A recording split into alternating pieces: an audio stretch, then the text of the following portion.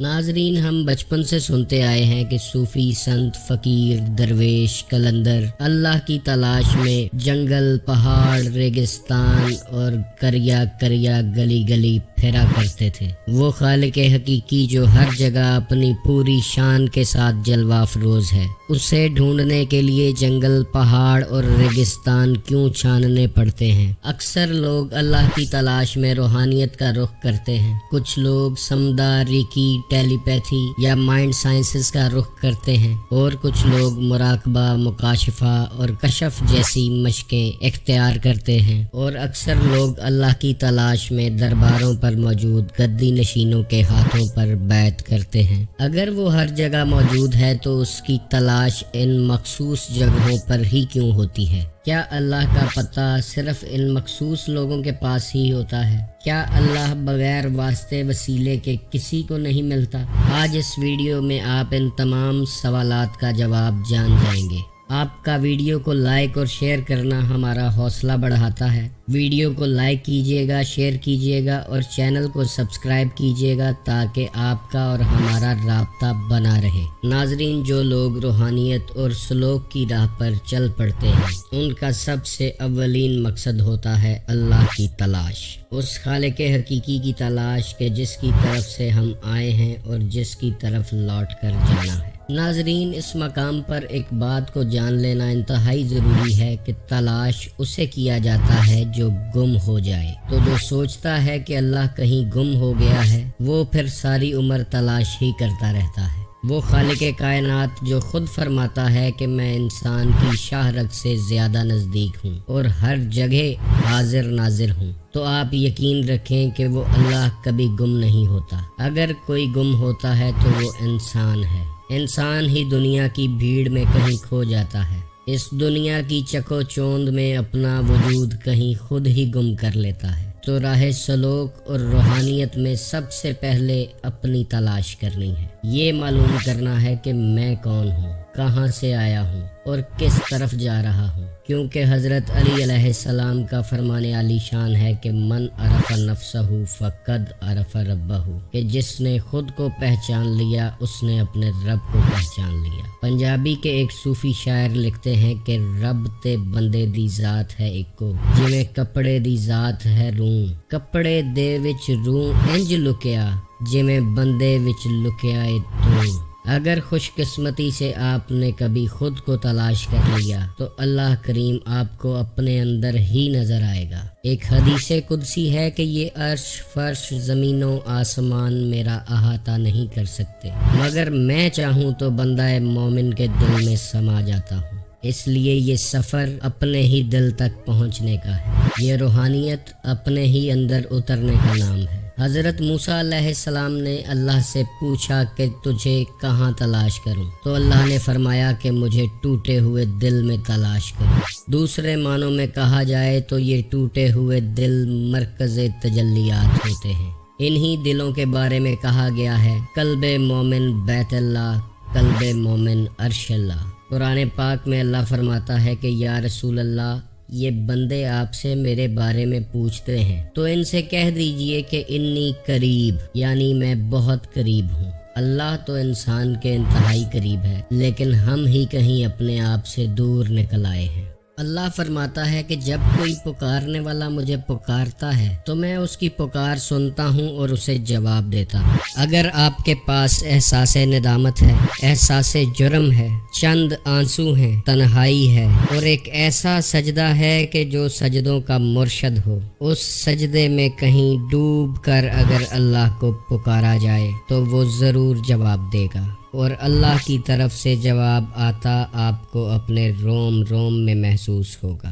अगर आपको इस बात का एहसास हो गया कि आप कुछ नहीं हैं, आपका कोई कमाल नहीं है, आपके अंदर कोई खूबी नहीं है, आप तारीफ के काबिल भी नहीं हैं, कायनात में जो कुछ है सब अल्लाह का है और वही खालिक व मालिक है। जब आप इस बात का यकीन कर लेंगे कि मेरी हस्ती तो फना होने वाली है मगर वही ज़ाते पाक है जो हमेशा बाकी रहेगी, तो फिर आप अपने वजूद के अंदर अल्लाह को जलवा अफरोज़ देखेंगे।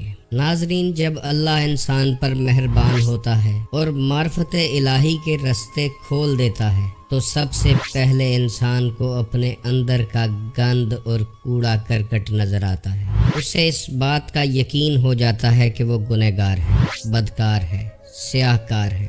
اگر آپ کو اپنے اندر کا یہ کوڑا کرکٹ نظر آ رہا ہے تو جان لیں کہ اللہ آپ پر مہربان ہے، ورنہ تو لوگ اپنی نیکیوں پر فخر کرتے رہتے ہیں، اور یہ فخر کی سب سے خطرناک صورت ہے۔ انسان جب روحانیت کی راہ پر چلنا شروع کرتا ہے تو شیطان اور اس کے چیلے، جن کا ڈیرا صراط مستقیم پر ہے، انہیں بھی خبر ہو جاتی ہے کہ کوئی شخص اللہ کی طرف جانے کے لیے تیار ہو گیا ہے۔ اب وہاں سے شیطان اور اس کے چیلوں کا کام شروع ہو جاتا ہے، کیونکہ یہ راستہ بہت کٹھن ہے۔ یہاں مشکلات ہیں، مصیبتیں ہیں، تکلیفیں بھی ہیں، جسمانی ایذا بھی ہے، جسمانی تھکاوٹ بھی ہے، اور بدنامیوں کی گھاٹیاں بھی ہیں، لوگوں کی تہمتیں بھی ہیں، الزام تراشیاں بھی ہیں، اور آخر میں بیماریوں کے حملے بھی ہیں۔ لیکن جس شخص کی نظر جمال الہی پر ہوتی ہے، وہ ان سب تہمتوں، بیماریوں، تکلیفوں اور مصیبتوں کو گلے لگاتا ہوا آگے بڑھتا چلا جاتا ہے۔ وہ اس نور کی طرف بڑھتا ہے جو اس کے قلب پر نازل ہونے کے لیے تیار ہوتا ہے۔ دنیا کے تھپیڑے کھاتے کھاتے یہ شخص درد کی دولت سے مالا مال ہو جاتا ہے۔ دکھوں اور تکلیفوں کے ساتھ اس کی دوستی ہو جاتی ہے۔ وہ شخص یہ جان جاتا ہے کہ جیسے شہادت کا مرتبہ حاصل کرنے کے لیے قتل ہونا ضروری ہے، اسی طرح معرفت الہی حاصل کرنے کے لیے اپنے نفس کے گلے پر چھری چلانا بھی ضروری ہے۔ لیکن اس راہ پر چلتے چلتے ایک لمحہ ایسا آتا ہے کہ اسے احساس ہو جاتا ہے کہ اللہ میرے ساتھ ہے، تو پھر وہ پرواہ نہیں کرتا کہ کون کون اس کے خلاف ہے۔ وہ راہ سلوک پر ملنے والی تمام مصیبتوں کو دل سے قبول کرتا ہے اور اپنا سفر صراط مستقیم پر جاری رکھتا ہے۔ تکلیفیں تو اس راستے کی شرط ہیں اور اس منزل کی قیمت بھی ہیں جو اسے آنکھوں کے سامنے نظر آ رہی ہوتی ہے۔ ناظرین، کروڑوں درود نبی علیہ الصلوۃ والسلام کی ذات اقدس پر کہ جنہوں نے ہمیں بتایا کہ اللہ کیسا ہے، اس کی ذات کیسی ہے، اس کی صفات کیسی ہیں۔ نہ صرف اللہ کی آرزو ہمارے دل میں پیدا کی بلکہ اس تک پہنچنے کا راستہ بھی ہمیں بتا دیا۔ جیسے جیسے اللہ کا نور انسان کے دل میں اترتا ہے، انسان بے قرار رہتا ہے، گوشوں میں بیٹھ بیٹھ کر روتا ہے، قرب الہی کے لیے تڑپتا ہے، کیونکہ وہ خالق حقیقی کے روبرو ہونا چاہتا ہے۔ اللہ اتنا بے نیاز ہے اور اتنا حسین ہے کہ جب کوئی اس کے قریب ہونا چاہتا ہے، اس کی طرف ایک قدم بڑھاتا ہے تو وہ ہزاروں قدم اس بندے کی طرف بڑھاتا ہے۔ اپنے تک پہنچنے کے سب راستے انسان پر آشکار کر دیتا ہے کہ میرا بندہ میری تلاش کرتا کرتا مجھ تک پہنچ جائے۔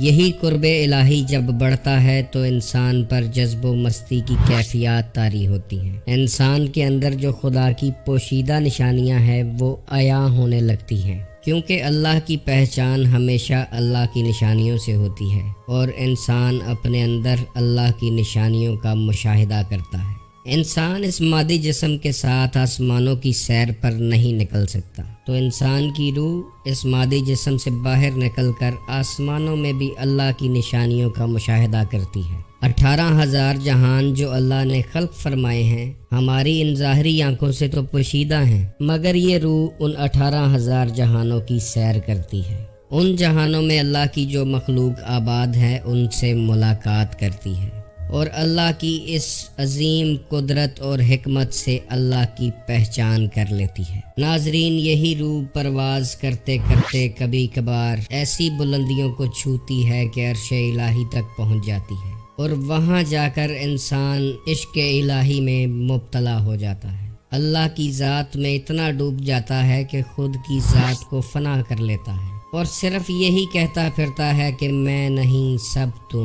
یہ شخص فنا فی اللہ کے مقام پر پہنچ کر اپنے لیے بقا کو چن لیتا ہے، اس کا جسم تو پھر مٹی میں چلا جاتا ہے، مگر روح لوگوں کے لیے فیض عام کا ذریعہ بن جاتی ہے اور ہمیشہ زندہ رہتی ہے۔ ناظرین، ایک اور بات یاد رکھیں کہ ہر نبی جو کمالات، شفقتیں، محبتیں اور معرفت الہی کے خزانے بانٹ رہا تھا، اب وہ کام بند ہو چکا ہے۔ اب ایک ہی دکان رہ گئی ہے جو کبھی بند نہیں ہوگی، وہ ہے در پاک رسول اللہ صلی اللہ علیہ وآلہ وسلم۔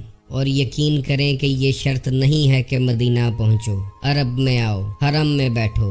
یہ بھی شرط نہیں ہے کہ آپ کی شخصیت قد آور ہو، آپ ظاہری خوبصورت ہوں، دولت مند ہوں یا حکمران ہوں۔ صرف ایک ہی شرط ہے کہ آپ زمین و آسمان کے کسی کونے میں بھی ہوں، جنگل، پہاڑ، ویرانے، کسی آباد یا غیر آباد جگہ پر ہوں۔ آپ کے سینے میں موجود جو دل ہے، اس میں اللہ کو حاصل کرنے کی آرزو ہونی چاہیے۔ اگر ایسا ہے تو سمجھ لیں کہ آپ نے مقصد حیات پا لیا ہے۔ اللہ کی تلاش یا اللہ کو حاصل کرنے کی خواہش پیدا ہو گئی تو یہ جذبہ آپ کو کسی ولی کامل کے پاس ضرور لے جائے گا، کیونکہ جو لوگ بھی اللہ کی تلاش میں نکلتے ہیں وہ کسی انسان تک ہی پہنچتے ہیں، اور وہ انسان آپ کو اللہ کے ان رازوں سے آشنا کر دیتا ہے جو آپ کے ہی اپنے وجود میں چھپے ہیں۔ اللہ قرآن پاک میں فرماتا ہے کہ اپنے رب کی طرف وسیلہ تلاش کرو۔ یہ ولی کامل آپ کو اللہ سے ملانے کا سب سے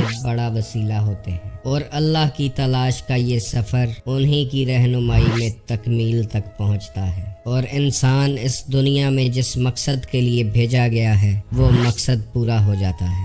معرفت الہی وہ علم ہے جو کتابوں سے حاصل نہیں کیا جاتا، یہ کسی اللہ والے کی نگاہ کا فیض ہوتا ہے جو آپ کے وجود پہ طاری ہو جاتا ہے۔ اس لیے زندگی میں کوشش کریں کہ اللہ والوں کی صحبت میں بیٹھیں، ان کے ساتھ آپ کا گزرا ایک لمحہ ہزاروں سال کی بے ریا عبادت سے افضل ہے۔ انہی اللہ والوں سے آپ کو اللہ کا سراغ مل جائے اور اللہ کی تلاش کا یہ سفر مکمل ہو جائے۔ اس دعا کے ساتھ ویڈیو کو ختم کرتے ہیں کہ آپ خوش رہیں، آباد رہیں اور معرفت الہی کے انمول خزانے کی طرف بڑھتے رہیں۔ اللہ حافظ۔